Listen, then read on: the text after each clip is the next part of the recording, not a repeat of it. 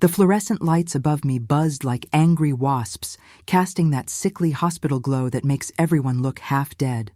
I sat in the uncomfortable plastic chair, my hands trembling as I clutched my purse, watching my siblings disappear behind the heavy door of room 314. The sound of their muffled voices drifted through the walls, but I couldn't make out the words. All I knew was that Dad was in there, and I wasn't allowed to see him. The exclusion hit me like a physical blow, leaving me breathless and confused in this sterile hallway that smelled of disinfectant and broken dreams. My older brother Raymond had barely looked at me when I arrived, his face a mask of cold indifference that I'd grown accustomed to over the years. "He's resting," he'd said curtly, positioning himself like a bouncer at the door. "Family only." The words stung more than they should have, considering I was his sister, considering I'd driven 3 hours through a snowstorm to get here. But this was nothing new. I'd always been the outsider, the one who didn't quite fit into their perfect little circle. Even now, with Dad fighting for his life, they found a way to make me feel like I didn't belong. The waiting room was nearly empty, except for an elderly woman knitting in the corner and a young man pacing by the vending machines. I envied them their simple problems, their straightforward grief. Mine was complicated by years of feeling like a stranger in my own family, like I was always looking through a window at a life I could never quite reach. My phone buzzed with a text from my best friend asking for updates, but what could I tell her? That I was sitting in a hospital hallway, banned from seeing my own father? That my siblings had formed their usual protective circle, and once again, I was on the outside looking in? Hours crawled by like wounded animals, each minute stretching into an eternity of uncertainty and pain. I watched nurses hurry past with clipboards and concerned expressions, doctors in white coats discussing cases in hushed tones, families embracing and crying and supporting each other in ways mine never had. The irony wasn't lost on me. Here I was, surrounded by people dealing with life and death, and all I could think about was how alone I felt. How even in crisis, my family found ways to remind me that I was different, that I was less than, that I somehow didn't deserve the same consideration they gave each other. My stomach growled, reminding me that I hadn't eaten since breakfast, but I was afraid to leave my post. What if something happened while I was gone? What if Dad asked for me and I wasn't there? The thought made my chest tight with anxiety, even though I knew the chances of them actually calling for me were slim to none. Still, I couldn't risk it. This might be my only chance to see him, to tell him all the things I'd been too scared or too proud to say over the years. The regret was already eating at me, a constant gnawing reminder of all the conversations we'd never had, all the bridges I'd been too stubborn to build. The sound of approaching footsteps made me look up, hope fluttering in my chest like a caged bird. But it was just another nurse, her sneakers squeaking against the polished floor as she hurried past without a glance in my direction. I slumped back in my chair, feeling smaller and more invisible than ever. This was my life in a nutshell, waiting for permission to love, to grieve, to exist in spaces that should have been mine by right. The unfairness of it all made my throat burn with unshed tears, but I refused to cry here, in this public place where my pain would be on display for strangers to see. As the afternoon wore on, I found myself studying the patterns in the linoleum floor, counting ceiling tiles, memorizing the faces of people who came and went with their own burdens and sorrows. Anything to distract myself from the growing ache in my chest, the feeling that I was losing something precious while being powerless to stop it. The hospital felt like a metaphor for my entire relationship with my family, cold, sterile, and full of barriers I couldn't cross. I wondered if this was how it would always be, if I'd spend the rest of my life on the outside, watching other people live the life I'd always wanted but never quite achieved. The weight of exhaustion was beginning to settle into my bones when I noticed a doctor approaching, his expression serious but kind. He was older, with graying hair and gentle eyes behind wire-rimmed glasses, the kind of face that inspired trust and confidence. Something about the way he was looking at me, really seeing me, made my heart skip a beat. After hours of being invisible, of being treated like I didn't exist, here was someone who seemed to recognize my humanity. I straightened in my chair, preparing myself for whatever news he might bring, hoping against hope that maybe, finally, someone would tell me what was happening to my father. "Are you Stephanie?" the doctor asked, his voice carrying a warmth that I hadn't heard from anyone all day. I nodded, not trusting my voice to work properly, afraid that if I spoke, I might break down completely. He extended his hand with a gentle smile that reached his eyes. "I'm Dr. Martinez, your father's attending physician. I've been looking for you." The words sent a jolt through me. Someone had been looking for me? In a day full of rejection and exclusion, this simple acknowledgement felt like a lifeline thrown to a drowning person. I shook his hand, noting how steady and reassuring his grip was, how it grounded me in this moment of chaos. "How is he?" I managed to whisper, my voice barely audible above the constant hum of hospital machinery. Dr. Martinez's expression grew more serious, and I braced myself for the worst. "He's stable for now, but we need to discuss some important decisions about his care. That's actually why I was looking for you specifically." The emphasis on specifically confused me. Why me? Why not Raymond, who had always been Dad's golden child, or my sister Sarah, who lived closest and visited most often? I was the one who'd moved away, the one who called less frequently, the one who'd always felt like an afterthought in family gatherings and holiday celebrations. Dr. Martinez gestured toward a small consultation room nearby, and I followed him on unsteady legs, my mind racing with possibilities. The room was small and private, with 2 chairs facing each other and a box of tissues strategically placed on the table between them. I'd seen enough medical dramas to know that this was where they delivered bad news, where families fell apart and lives changed forever. My hands were shaking as I sat down, and I clasped them tightly in my lap to stop the trembling. Whatever he was about to tell me, I needed to be strong enough to handle it, even if I felt anything but strong in that moment. "Your father suffered a massive stroke yesterday evening," Dr. Martinez began, his voice gentle but direct. "We've managed to stabilize him, but he's going to need extensive care and rehabilitation. The next few weeks will be critical in determining his long-term prognosis." I absorbed this information like a sponge, filing away every detail even as my heart broke a little more with each word. A stroke. The word felt heavy and final, loaded with implications I wasn't ready to face. I thought about Dad's strong hands, how he used to fix everything around the house, how he'd taught me to change a tire when I was 16. Would he ever be able to do those things again? "I need to ask you about something that might come as a surprise," Dr. Martinez continued, pulling out a manila folder from his clipboard. "Your father updated his medical directives about 6 months ago.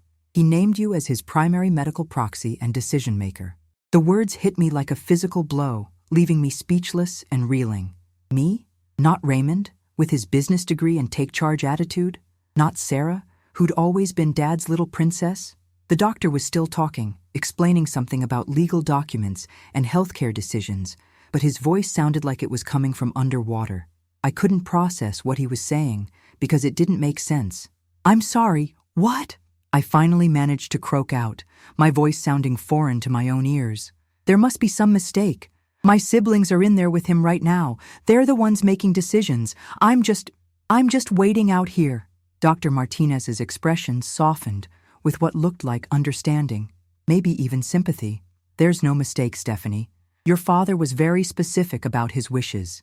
He came in for a routine checkup 6 months ago and updated all his paperwork. You're listed as his primary contact for all medical decisions." He slid the folder across the table to me, and I stared at it like it might explode. The implications of what he was saying began to sink in slowly, like water seeping through cracks in a dam. Dad had chosen me. Not Raymond, not Sarah, not any of the siblings who'd always seemed more important, more loved, more worthy of his trust. He'd chosen me, the one who'd always felt like an outsider, the one who'd moved away and built a life separate from theirs. My hands trembled as I reached for the folder, afraid to open it, but unable to resist. Inside were official-looking documents with Dad's signature, clear and unmistakable, naming me as his healthcare proxy. The date was from 6 months ago, right around the time of his birthday, when I'd driven up for an awkward family dinner that had ended with the usual tensions and unspoken resentments. "Why me?" I whispered, more to myself than to Dr. Martinez, but he answered anyway. "I can't speak to your father's specific reasoning, but in my experience, people choose the person they trust most to make difficult decisions with their best interests at heart. Someone who will advocate for them when they can't advocate for themselves." His words wrapped around me like a warm blanket, offering comfort I hadn't expected to find in this sterile room. For the first time in years, maybe decades, I felt like someone in my family had seen something in me worth trusting, worth believing in. The feeling was overwhelming and terrifying and wonderful all at once. I sat there staring at the documents, my father's signature blurring through the tears I was trying so hard not to shed. The weight of responsibility felt crushing and liberating at the same time. All these years, I'd convinced myself that I was the forgotten daughter, the one who didn't matter, the one who'd never quite measured up to my siblings' achievements. But Dad had seen something in me that I'd never seen in myself. He'd trusted me with the most important decision of his life, and I had no idea why. The irony was bitter and sweet. Here I was, finally receiving the recognition I'd always craved, and it came at the moment when he couldn't tell me himself what it meant. "Does my family know about this?" I asked, my voice barely above a whisper. Dr. Martinez shook his head gently. "Hospital policy requires us to contact the designated proxy first. Your siblings weren't aware of the change in his medical directives. The revelation hit me like a thunderbolt. They didn't know. All this time, they'd been acting like they were in charge, making decisions and excluding me when legally and officially I was the one Dad had chosen. The power dynamic I'd accepted my entire life had shifted without anyone realizing it, including me. I felt a strange mix of vindication and terror at the thought of what this meant. "What happens now?" I managed to ask, though part of me wasn't sure I wanted to know the answer. Dr. Martinez leaned forward slightly, his expression serious but supportive. "Now, we need to discuss your father's treatment options and make some decisions about his care. There are several paths we can take, and some of them require immediate attention." He began explaining the medical details. Something about blood thinners and rehabilitation options and potential surgical interventions. I tried to focus on his words, but my mind kept drifting to the image of my siblings in Dad's room, completely unaware that their little sister, the one they'd dismissed and marginalized for years, was the one who would ultimately decide their father's fate. The responsibility felt enormous, like trying to hold up the sky with my bare hands. These weren't decisions I'd ever imagined having to make, especially not alone, especially not without the input of the family members who'd always acted like they knew better than me. But as Dr. Martinez continued explaining the options, something inside me began to shift. Maybe Dad had seen something in me that I'd never recognized. The ability to make hard choices, to put his needs above family politics, to be the advocate he needed when he couldn't speak for himself. The thought was both terrifying and empowering, like being handed the keys to a car I'd never learned to drive. "I need to see him," I said suddenly, interrupting Dr. Martinez mid-sentence. "Before I make any decisions, I need to see my father." He nodded understandingly. "Of course, but I should warn you, your siblings may not understand the situation at first. This kind of revelation can be difficult for families to process." I almost laughed at the understatement. Difficult didn't begin to cover what was about to happen when Raymond and Sarah learned that their dismissed little sister was actually the one in charge. The family dynamics that had been set in stone for decades were about to be shattered, and I wasn't sure any of us were prepared for the fallout. As we walked toward Dad's room, my heart pounded so hard I was sure everyone in the hallway could hear it. Each step felt monumental, like I was walking toward a confrontation that had been building my entire life. Through the small window in the door, I could see my siblings clustered around Dad's bed. Raymond was leaning against the wall with his arms crossed, looking every inch the successful businessman he'd always been. Sarah was holding Dad's hand, tears streaming down her face, playing the role of the devoted daughter she'd perfected over the years. They looked like a complete family unit, and for a moment, my old insecurities came flooding back. Maybe this was all a mistake. Maybe I didn't belong in there after all. But then Dr. Martinez's hand touched my shoulder gently, and I remembered the documents in my purse, the official papers that proved Dad had chosen me for this moment. "Are you ready?" he asked, and I realized that ready or not, this was happening. I was about to walk into that room not as the excluded sister, not as the family outsider, but as the person Dad had trusted most, the person he'd believed in when I'd stopped believing in myself. I took a deep breath, squared my shoulders, and nodded. Whatever happened next, I owed it to Dad to be strong, to be the daughter he'd seen in me, even when I couldn't see her myself. "Doctor." Martinez knocked softly on the door before pushing it open, and I followed him into the room that had been forbidden to me just hours earlier. The sight of Dad lying there, so still and pale, hit me like a physical blow. Machines beeped and hummed around him, monitoring every breath, every heartbeat, keeping him tethered to this world by the thinnest of threads. My siblings looked up in surprise and confusion as I entered, their expressions shifting from shock to annoyance to something that looked almost like fear. "What's she doing here?" Raymond demanded, his voice sharp with authority he thought he still possessed. But Dr. Martinez stepped forward with the calm confidence of someone who'd delivered difficult news many times before, and I knew that everything was about to change. "I need to speak with all of you about your father's medical directives," Dr. Martinez said, his voice cutting through the tension in the room like a scalpel. Raymond straightened up, clearly expecting to take charge of whatever conversation was about to happen, while Sarah wiped her tears and looked between the doctor and me with growing confusion. I stood near the doorway, feeling like an intruder in my own father's room, but clutching the folder of documents like a lifeline. The machines around Dad's bed continued their steady rhythm, the only sound in a room that had suddenly become charged with unspoken questions and barely contained emotions. "As I was explaining to Stephanie," Dr. Martinez continued, "and I saw both my siblings' faces change at the mention of my name in connection with Dad's care. Your father updated his medical proxy 6 months ago." He paused, letting the words sink in before delivering the bombshell that would shatter everything they thought they knew. "Stephanie has been designated as his primary medical decision-maker." The silence that followed was deafening, broken only by the steady beep of Dad's heart monitor. Raymond's face went through a series of expressions: confusion, disbelief, and then an anger that I'd seen directed at me countless times before. "That's impossible," Sarah whispered, her voice barely audible. "Dad would have told us. He would have discussed something that important with the family." But even as she spoke, I could see the doubt creeping into her eyes, the recognition that maybe, just maybe, there were things about our father that she didn't know. Raymond, however, was having none of it. "There must be some mistake," he said firmly, his businessman's voice taking on the authoritative tone he'd used to dismiss me my entire life. "I'm the eldest son. I've been handling Dad's affairs for years. This doesn't make sense." His words stung, but they also strengthened my resolve. This was exactly why Dad had chosen me, because I wouldn't be swayed by family politics or traditional expectations. Dr. Martinez remained calm in the face of their protests, pulling out copies of the documents and placing them on the bedside table where everyone could see them. "I understand this is surprising, but the paperwork is quite clear and legally binding. Your father was very specific about his wishes." I watched my siblings' faces as they processed this information, seeing years of assumptions crumble in real time. For so long, they'd operated under the belief that they were the important ones, the ones Dad relied on, the ones who mattered most. The revelation that he'd chosen me, the family outsider, was clearly rocking their world in ways they weren't prepared to handle. "Why her?" Raymond demanded, his voice rising slightly before he caught himself and glanced toward Dad's still form. "Why would he choose someone who barely visits, who moved away and built her own life separate from this family?"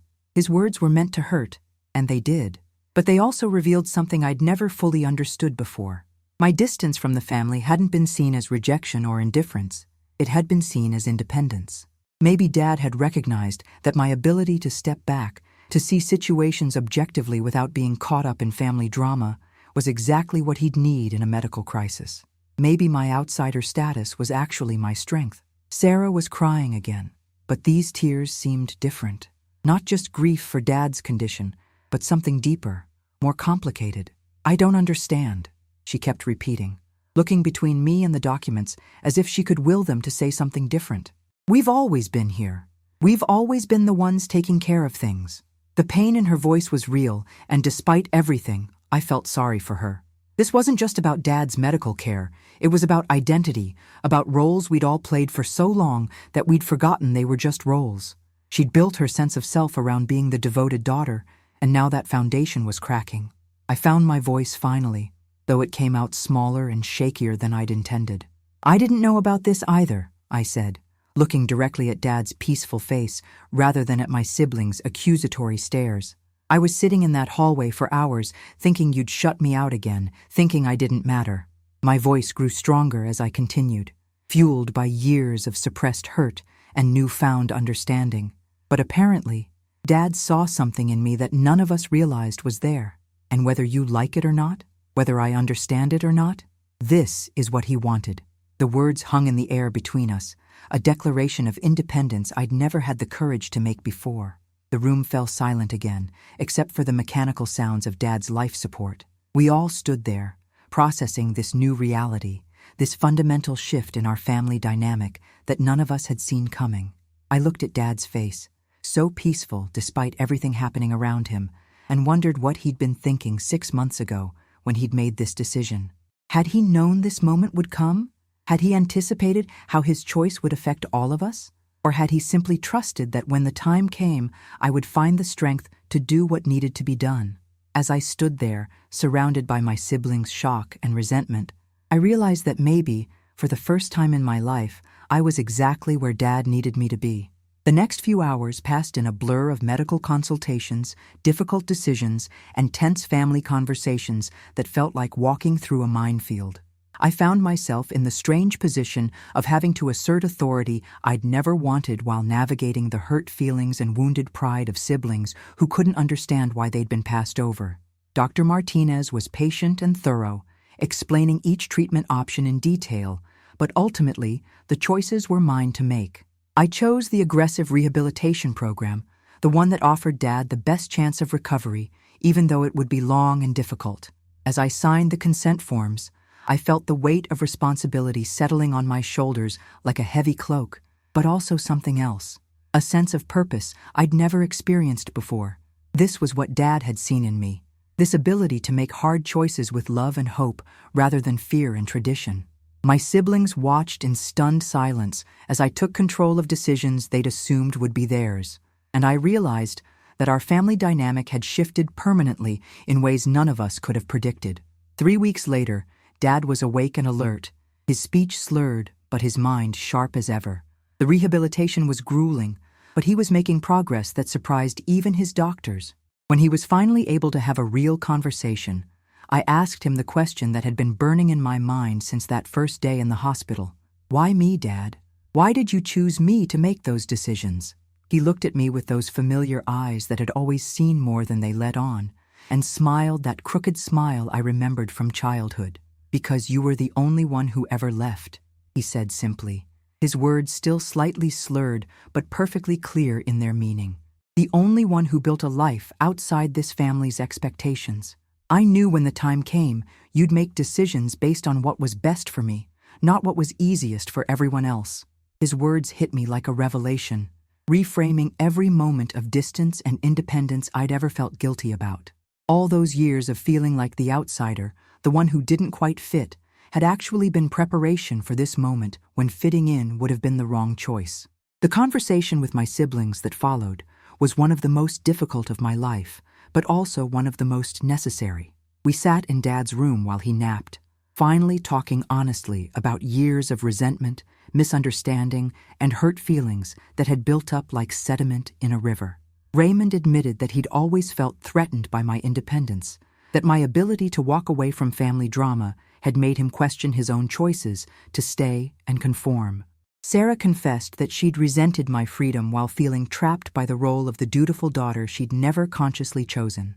For the first time in decades, we talked about our childhood, about the different ways we'd each tried to earn Dad's love and approval, about the roles we'd fallen into without realizing they were cages. It wasn't a magical healing moment. There was still hurt and anger and years of damage to work through, but it was a beginning. We were finally seeing each other as real people rather than the caricatures we'd created in our minds, and that felt like progress worth celebrating.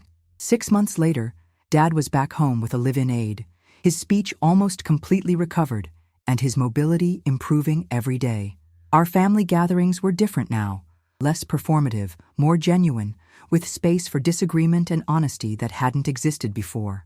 I still lived my independent life, but I visited more often, and when I did, I was welcomed not as the prodigal daughter returning, but as an equal member of a family that had finally learned to value different kinds of strength. The medical proxy papers were still in my files, a reminder of the trust Dad had placed in me and the confidence I'd found in myself during those crucial weeks. Sometimes I looked at those documents and marveled at how a single decision, Dad's decision to see me clearly when I couldn't see myself, had changed everything. I was still the daughter who lived far away, who chose her own path, who didn't always fit the family mold. But now I understood that those weren't flaws to be ashamed of. They were exactly the qualities that made me the right person to advocate for someone I loved when advocacy mattered most. And that realization had given me a sense of belonging I'd been searching for my entire life.